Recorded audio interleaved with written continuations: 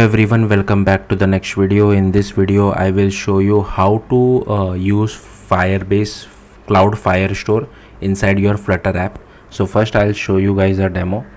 So I have a few of these buttons and I'll just open my terminal as well, and here firstly I will add one user. So I'll click on add first user. I'll quickly refresh this so that you can see that the user was added. The user was added. Here you can see inside my terminal I'm getting the document ID for that particular user. So as you can see, this users collection was created automatically, as well as this user was added. Now this user has keys of born, first and last. So Cloud Firestore is a NoSQL database, so you don't have to follow this particular pattern. You can add some other user who has some other keys. It's not necessary that they should have these keys, but it is a good idea to follow a proper pattern, otherwise you will face lot of issues in the future. So here I will add second user. Now if you see the second user, it has an extra property of middle. The first user did not have the property of middle, so that's what NoSQL or Cloud Firestore is useful. Now till here it is done. Now I will read all users, so it will print in the console. As you can see, it has printed both the users. Now I want to read a specific user, so I'll just click on that. So here you can see I have able to read a specific user. I will let you know like what exact condition I was passing for reading this specific user.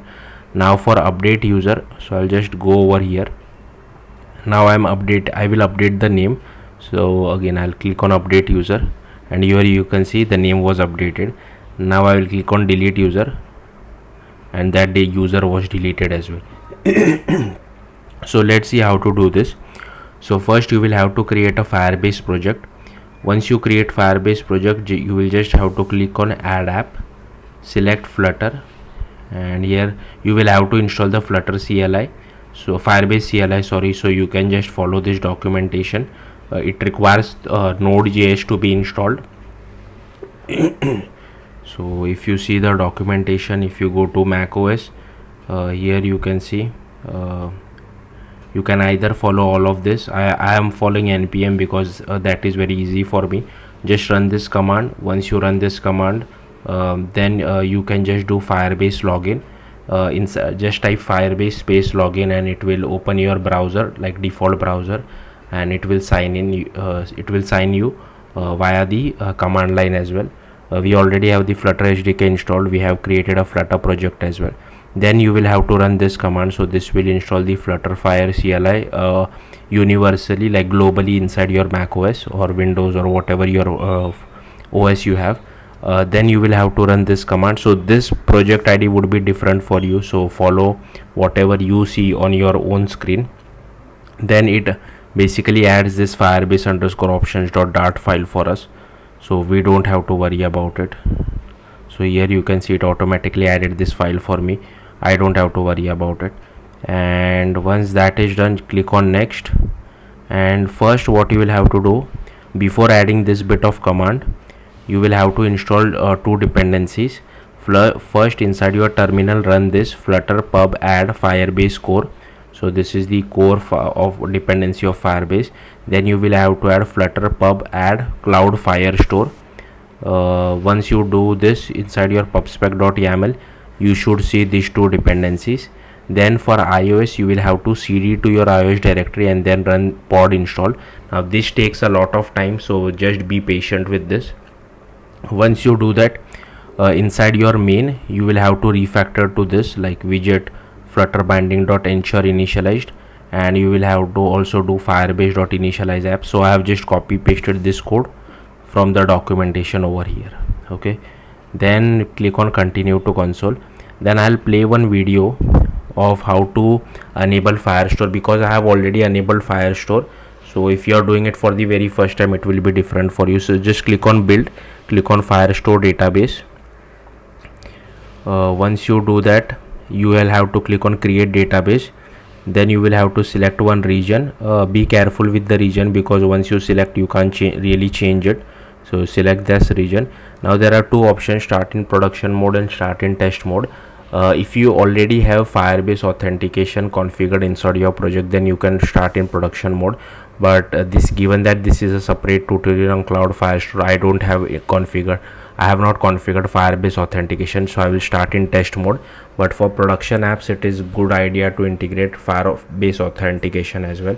And here you can see, like, they have given a timestamp. Like when I select this start in test mode, they have given a timestamp till when this is valid, like till when you can do all this CRUD operation. But it is possible to change the date and time as well. So yeah, once you do that, you can just go to the rules section if you want to change the date and time, to extend the date and times. And here you can change the year, month or day, whatever you feel like. So here inside timestamp.date you can change the month and year, and you will have to click on the publish button as well. Okay, now yeah, that's it. Now let's look at the code.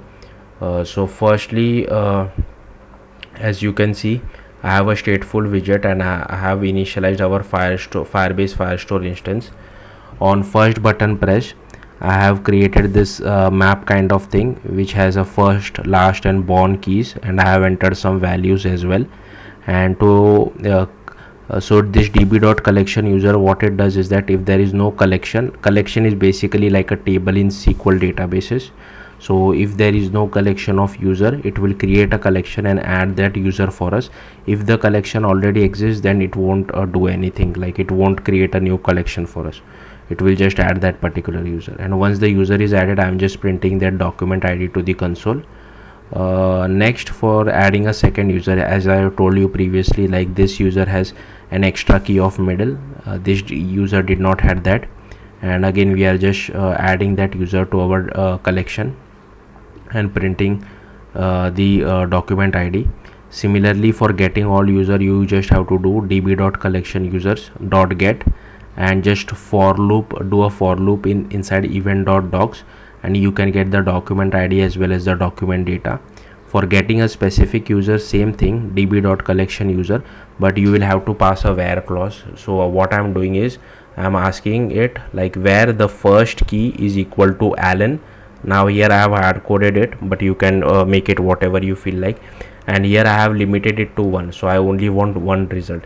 Even though I have limited it to 1, at the end it gives you a for loop, but at least this will help you save some cost on your Firestore query, because if you don't write this .limit1, it will try to fetch all the user which has name equal to Alan, like first key equal to Alan.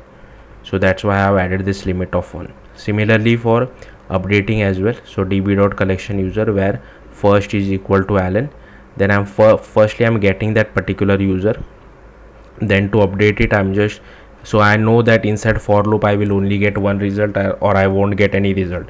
So if there is any result, then I'm just doing db.collectionusers, and inside doc I pass the doc ID and what I want to update. So I just want to update the first key to new Alan. Okay, and for deleting, again same thing, db.collection where clause limit of 1, get it, and to delete it, db.collectionuser pass the doc ID, and you just have to call delete. So yeah, that's it. Thank you for watching. Bye.